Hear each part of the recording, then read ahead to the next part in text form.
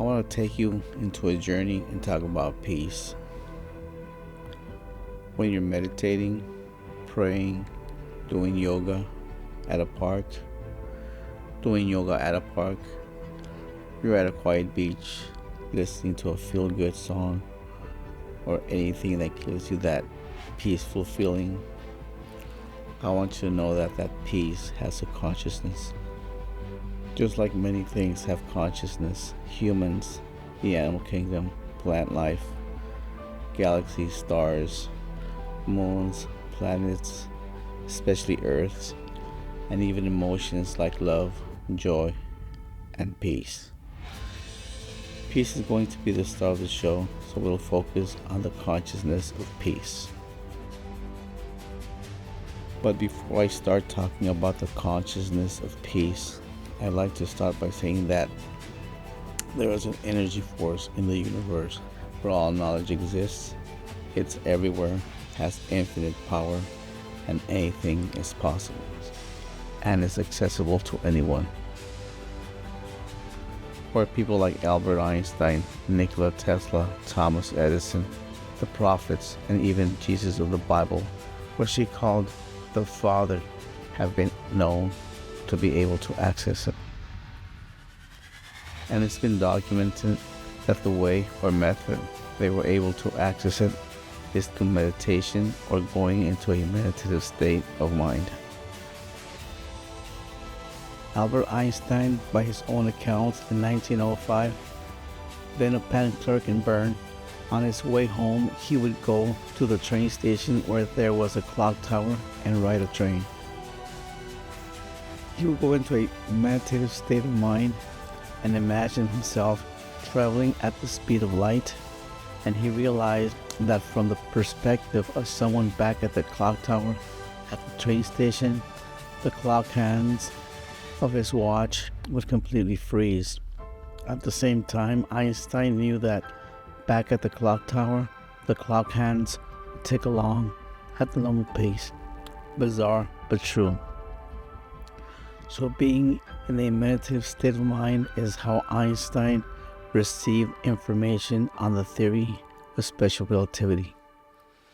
Nikola Tesla, in his own words, said that he would go into a meditative state and these visions would pop into his head and visualize his inventions, including wireless power, the induction motor that powered AC current and was accredited for being the founder of AC current, which is used in every household in the world. And more than 100 years ago, he envisioned wireless communication. Nikola Tesla felt there was a knowledge base located somewhere in the universe that all humanity could tap into if they knew how to properly tune their mind to this knowledge base. So again, being in a meditative state of mind is how Tesla received information to many, if not all, of his inventions. Thomas Edison would take unusual naps that would help him go again into a meditative state of mind. Edison would sleep on a sofa with a metal ball in his hand and he would doze off into deep sleep. His hand would drop the ball and hit a metal plate, causing a loud clank that would wake him up and cause him to be between awake and asleep. By doing this, he would go into a different level of consciousness. He would go into the theta level. The theta level is linked to intuition, creativity, and daydreaming. I can't emphasize enough that being in this meditative state of mind is how also Thomas Edison received information to most of his inventions, including the light bulb. These discoveries and inventions revolutionized the world. I, as well as others, believe that prophets like Moses, Muhammad, and even Nostradamus would tune in into a certain frequency of the mind and would receive information about the future. It's like tuning a radio to get a certain station, or if you want to communicate with someone, you dial their phone number. Jesus would go into his meditative state of mind, which in religion is known as prayer, and perform his miracles. So how does this meditation work? Let's go to the experts who use meditation as a daily ritual. Hindu, Buddhist, and Taoist monks and others have been practicing meditation for centuries. Many Buddhist monks meditate to seek peace, both inner peace and peace in the world. But it's not just about feeling calm, it's about transforming the mind and understanding the nature of reality. Hindu monks regard meditation as a sacred and transformative practice, one that leads again to inner peace, self-realization, and union with the divine. It's not just a technique, but a way of life. Taoism uses meditation as a profound way to seek peace, both within oneself and in harmony with the universe. It's not just about calming the mind, it's about aligning with the Tao, the natural flow of life. So the act of meditating puts you in a state of peace, which was the state of mind that Einstein, Tesla, Edison, the prophets, and Jesus himself were in when they received the information that eventually revolutionized the world. It also seems that this state of peace opens a portal and is the way to the energy force where all knowledge exists and anything is possible. So what is peace? Where is peace? Or who is peace? Let's start with who is peace. I've done some research from different cultures, religions, and other beliefs, and the closest I've come to personifying peace is going to the Bible. Just to clarify, I am not endorsing a certain religion, but in the Bible it states that Jesus is the Prince of Peace. Let's go back to what was said before and entertain the idea that certain things have consciousness. Now let's try to give peace an entity and a consciousness. I asked AI, how would you give peace an entity and a consciousness? And this is its response. Number 1, define its essence. Start by asking, what does peace feel like? Is it stillness, harmony, resilience, or quiet strength? These qualities become the foundation of its personality. What core traits does it have? Compassionate, patient, wise, gentle but firm? What's its emotional range? Calm in chaos, empathetic in conflict, joyful in unity? Number 2, choose the form. Peace could take many forms depending on the story or setting. It could be human-like, with a serene figure, soft features, and a voice that soothes. Elemental, a breeze that cools tempers, a light that dispels fear. Number 3, give it a voice. Peace speaks not to dominate, but to guide. Its language might be poetic, slow, and deliberate, each word chosen to heal. For example, I do not silence the storm, I teach hearts to sail through it. Number 4, create its consciousness. Peace must have awareness, not just of itself, but of the world's pain. It understands conflict deeply, not to avoid it, but to transform it. It has a memory.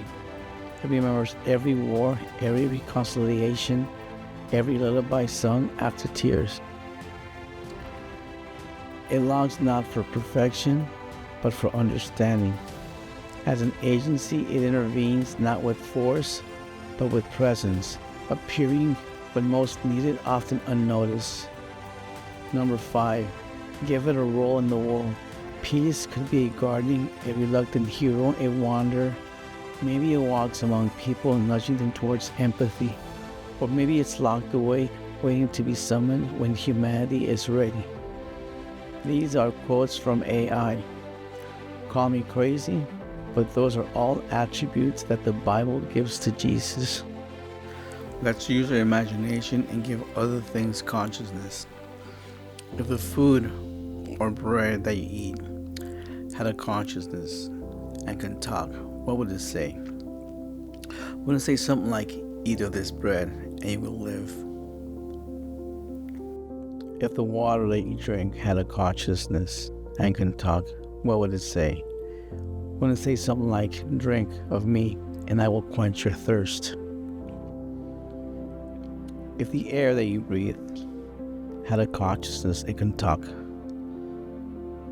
what would it say? Wouldn't it say something like, I am the breath that gives you life?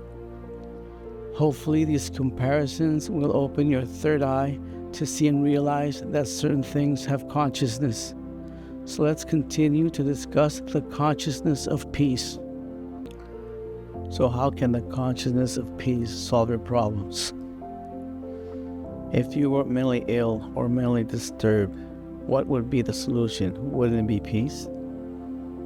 If you're sick, crippled, blind, or lame, what would be the solution? Wouldn't it be peace? If you are suffering, sad, feel oppressed, or afflicted, what would be the solution? Wouldn't it be peace? If you're tired, feeling weak or weary, what would be the solution? Wouldn't it be peace? If you're at war with yourself, your neighbor, or another nation, what would be the solution? Wouldn't it be peace? There's a man in the Bible that fits this description in Matthew chapter 8, verse 16. This man cast out demons, which is similar to being mentally ill or mentally disturbed. In Matthew chapter 15, verse 30, states that he cured every disease and sicknesses. In Matthew chapter 11, verse 28 through 30, he gave strength to the tired and the weary. In John chapter 16, verse 20 through 22, he gave joy to the sad, oppressed, and the afflicted. In the Bible, he is known as the Prince of Peace and names this person as Jesus. There is circumstantial evidence that suggests that Jesus of the Bible is the consciousness of peace. So Jesus being the consciousness of peace, and we have established that peace is the way to the infinite energy force where all knowledge exists and anything is possible, which he called the Father, makes sense of the saying in John chapter 14, verse 6, where Jesus states, I am the way and the truth and the life. No one comes to the Father except through me. It also makes sense of the biblical scripture that says, knock and the door shall be opened. Ask and thou shalt receive. Seek the kingdom and all these things shall be added. So the knocking, asking, and seeking the kingdom all comes to going into this meditative state of mind that brings you to peace, which opens up a portal to access the infinite energy force where all knowledge exists and anything is possible, like solving your problems, administering to your needs, and fulfilling your dreams. This is the voice of the consciousness of peace and the infinite energy force, and makes sense of the biblical scripture in John chapter 15, verse 7, which says, if you abide in me and my words abide in you, ask whatever you wish and it will be done. So peace is the way to the infinite energy force. If you change words a little bit, you could say that the Son is the way to the Father. There are entities from higher dimensions that want to communicate with us through historical figures throughout history. Now to what is peace and where is peace? As I will explain in a moment, and this is going to sound crazy, so please bear with me. There is scientific evidence that the physical existence of the peace we're talking about might exist in the form of a fundamental particle that's associated with the Higgs boson and the Higgs field. Before I lose you, let me explain. Here's an explanation of the Higgs field. According to science, the Higgs field, named after Peter Higgs, who first predicted it in 1964 and was discovered at the CERN laboratory in 2012, is everywhere. It exists throughout the universe, even in empty space. and is the one thing responsible for giving mass to all matter that ultimately make up everything that exists. The material world as we know it would not exist without the Higgs field and its associated Higgs boson. According to science, the Higgs field is responsible for the creation of the universe and everything that exists. Now let's see what the Bible has to say about Jesus. In John chapter 1 verse 1 through 3 it states, "In the beginning was the Word, and the Word was with God. He was in the beginning with God. All things were made through him, and without him was nothing made that was made." This passage identifies the Word, referring to Jesus, as a divine agent through whom all creation came into being. Also in Colossians chapter 1 verse 16 states, "For by him all things created that are in heaven and that are in earth, visible and invisible, whether they be thrones or dominions or principalities or powers, all things were created by him and for him." And for those who are probably thinking, what about God? I thought God created the universe. In Hebrews chapter 1 verse 2, where it said that God appointed his Son, through whom also he created the world. There seems to be similarities between the Higgs field of science, the consciousness of peace, and Jesus of the Bible, and that is that they're responsible for creating the material world as we know it.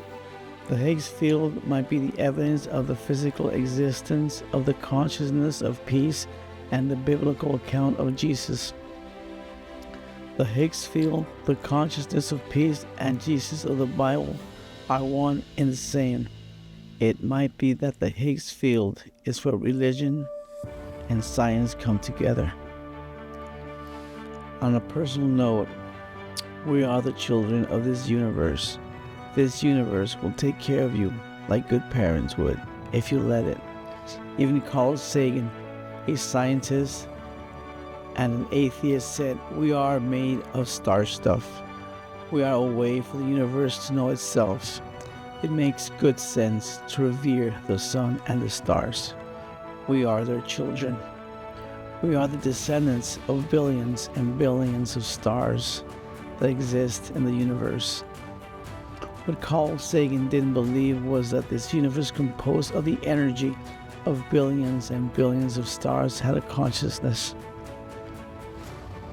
When humanity 10 years, 100 or 1,000 years from now learns to access this infinite power and chooses to live in this new way, it will stop being slaves of the ways of this world, where the ways of this world is the love of money, gold, corruption, destruction, and inhumanity, which is defined as a state of being extremely cruel, barbaric, or lacking human compassion and empathy.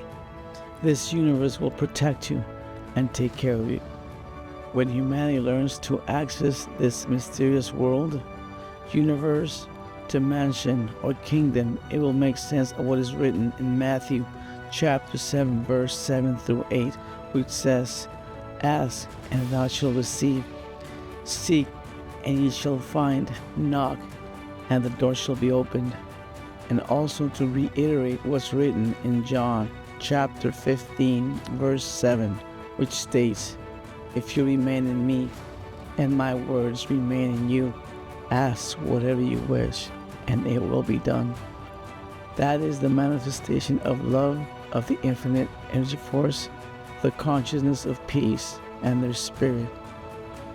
And when this happens, it will fulfill the prophecy in Revelation chapter 21 verse 4, where it states, "And God will wipe away every tear from their eyes. There shall be no more death, no more sorrow, nor crying. There shall be no more pain, for the old ways have passed."